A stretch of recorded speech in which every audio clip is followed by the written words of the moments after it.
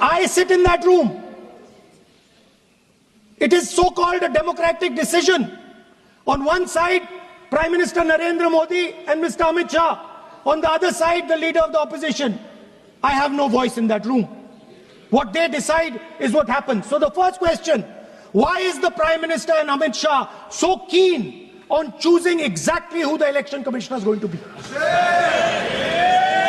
Sir, अभी राहुल गांधी जी बड़ा लंबा बोल कर गए कि प्रधानमंत्री जी मेंबर हैं, अमित शाह जी मेंबर हैं, मैं अकेले मेंबर हूं, मेरी बात नहीं सुनी जाती है।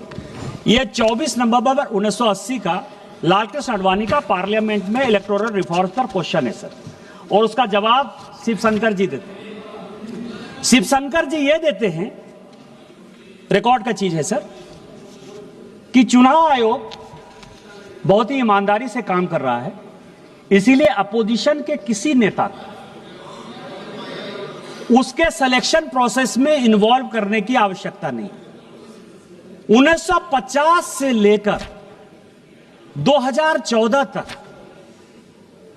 आप जो है लगभग 64 साल तक आपने जिसको चाहा चुनाव आयोग का अधिकारी बैठा दिया।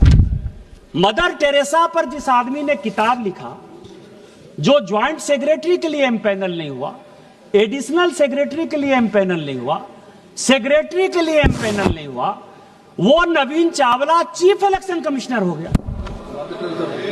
केवल मदर टेरेसा का जो है, केवल क्रिश्चियनिटी को जब बढ़ा रहा था, केवल उसके आधार पर आपने चुनाव आयोग बना दिया।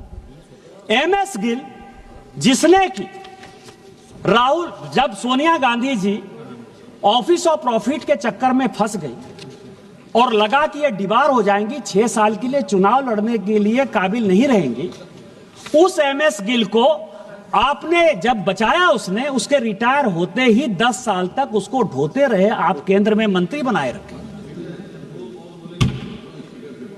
आज आप जो है 100 चूहे खा के बिल्ली चले हज को। हमने तो कम से कम एक कमेटी बना दी कि कम से कम आपको चुनाव आयोग के घोषणा के पहले, यदि आपको लगता है कि बात नहीं सुनी जाती है, तो चुनाव आयोग के घोषणा के पहले आपको लिस्ट भेज देते हैं। आप उस कमेटी के सदस्य होते हो, कम से कम नोट ऑफ डिसेंट आप लिख देते हो। हम लोगों के नेता को सर, चाहे वो अटल जी हो, चाहे आडवाणी जी हो, चाहे मोदी जी हो, चाहे अमित शाह जी हो, चाहे सुषमा जी हो, जब वो लीडर ऑफ द पार्टी थी, मुख्यमंत्री थी, तो उसको तो अखबार से ही पता चलता था ना सर।